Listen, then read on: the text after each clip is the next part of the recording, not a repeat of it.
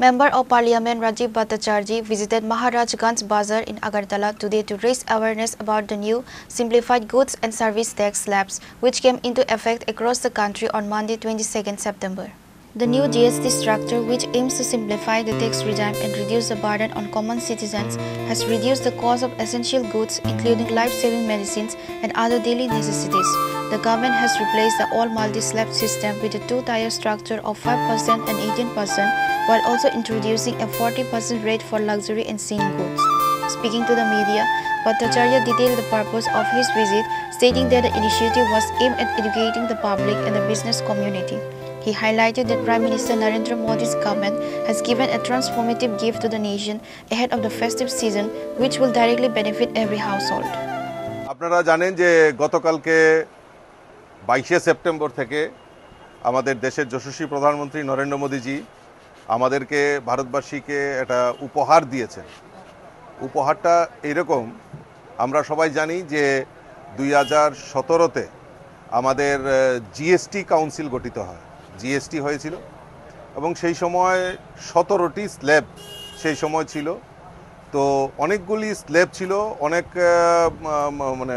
অনেক জটিলতা কিছু ছিল, কিন্তু গত 22 সেপ্টেম্বর আমাদের দেশের যশস্বী প্রধানমন্ত্রী মোদীজির নেতৃত্বে ভারত সরকার এই যে ট্যাক্স জিএসটি যেটা আমরা বলছি, এই জিএসটি রিফর্ম করে নতুন করে দুইটা স্ল্যাব 5% টু 18% এই স্ল্যাবে রেখেছে এবং কোনো ক্ষেত্রে যেমন জীবনদায়ী ওষুধ থেকে শুরু করে দুধ জাতীয় দ্রব্য থেকে শুরু করে সেই সমস্ত জায়গায় 0% ট্যাক্সটি সেখানে লাগু করা হয়েছে।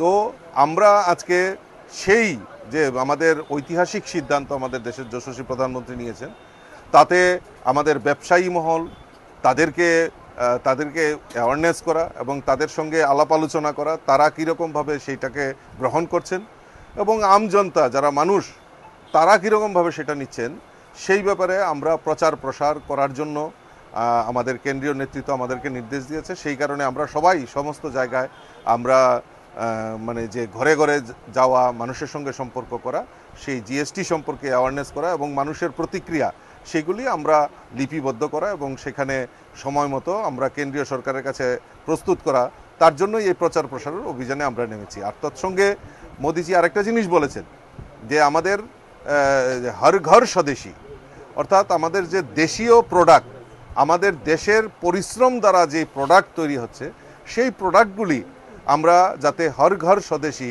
সেটা যাতে প্রচার প্রসার করি, তার জন্য আহ্বান করেছেন।